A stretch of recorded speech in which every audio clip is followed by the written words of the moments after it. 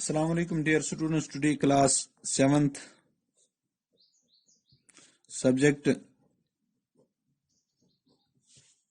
social and political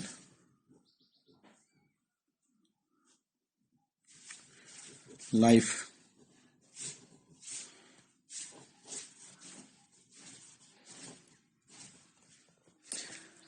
अब इसमें जो कल हमने पढ़ा था, the garment exporting factory near Delhi, उसमें हमने जो चीज देख ली थी कि जो एक्सपोर्टर्स हैं वो कैसे चलाते हैं, यानी वो कैसे यानी वो ब्रांडेड चीजों के को भी कैसे लेते हैं, उनसे जो बनाने वाले हैं उनको कैसे कम वेजेस मिलते हैं, जिस तरीके से फार्मर्स को कम वेजेस मिलते हैं इस तरीके से उन वर्कर्स को भी कम मिलते हैं, कम वेजेस मिलते हैं। तो इनको जो डिफरेंट प्रेशर्स होते हैं, faced with such pressures from the buyers, the garment exporting factories in turn try to cut costs. They get maximum work out of the workers at the lowest possible wages. This way they can maximize their own profit and also supply the garments to foreign buyers at cheap prices. जो हमने कल ये इसके बारे में पढ़ा था। तो इस तरीके से इनको भी वैसा कोई खास चीज नहीं मिलता। तो यहां पर एक फैक्ट्री में तकरीबन 70 वर्कर्स होते हैं, तो वो जब काम करते हैं उनको वैसा कुछ नहीं मिलता है। जैसे अगर हम पेमेंट्स की बात करेंगे, टेलरिंग, इसके बाद फिर आयरनिंग, फिर चेकिंग, फिर थ्रेड कटिंग और जो फिर बटनिंग, यानी ये चीजें होती हैं।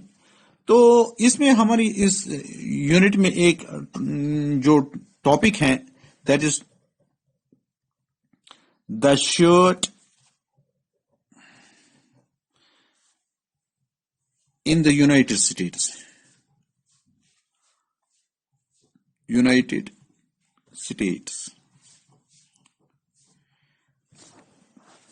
A number of shirts are on display at a large clothes shops in the United States and are priced at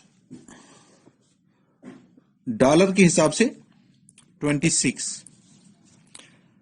That is, each shirt sells for $26 on account of rupees, यानी अगर हम रुपयों में कन्वर्ट करेंगे तो वो गए 1800. Use the diagram. तो जब हमने ये डायग्राम भी यहां पर अगर हम आपको दिखाएंगे ये डायग्राम, तो आप ये डायग्राम देख सकते हैं, इस शर्ट की डायग्राम। प्रॉफिट, तो एडवर्टाइजिंग, स्टोरेज, परचेज, तो इस तरीके से यहां पर ये चीज दिखाया जाता है। Use the diagram show in the margin, तो हमने ये देख लिया।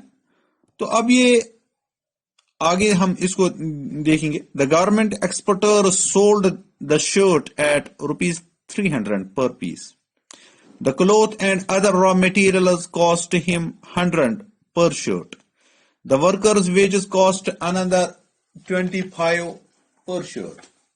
The cost of running his office came to 25% per shirt. ₹20.25 per shirt. Can you calculate profit per shirt for the garment exporter? अब अगर हम इसको कैलकुलेट करेंगे तो हमें फिर आराम से इसका प्रॉफिट निकल आएगा।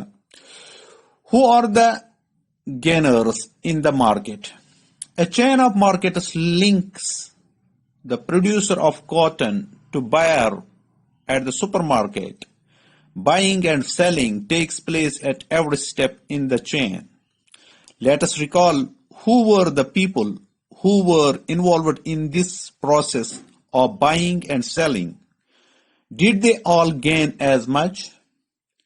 There were people who made profits in the market and there were some who did not gain as much for this buying and selling.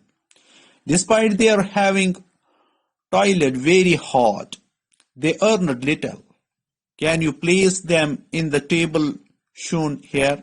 अगर हम एक अब अगर इनकी हम कैटेगरियां बनाएंगे तो हम यहां पर देखेंगे किनको ज्यादा मिलता है, किनको कम मिलता है, किनको बहुत ज्यादा प्रॉफिट मिलता है, कौन ज्यादा हार्ड लेबर करते हैं, बहुत ज्यादा काम करते हैं मगर फिर भी उनको वेजेस कम मिलते हैं।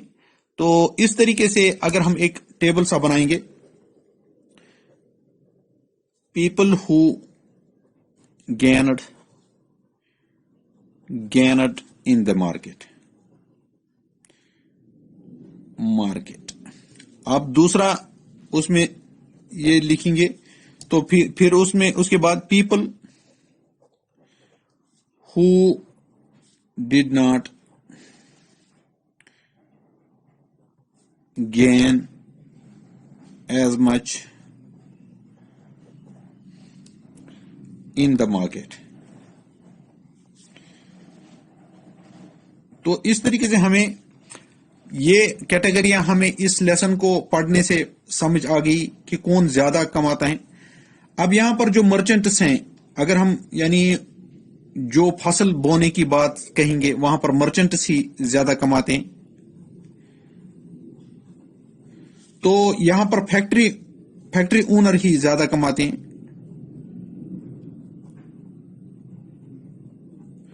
तो यहां पर जो एक्सपोर्टर्स हैं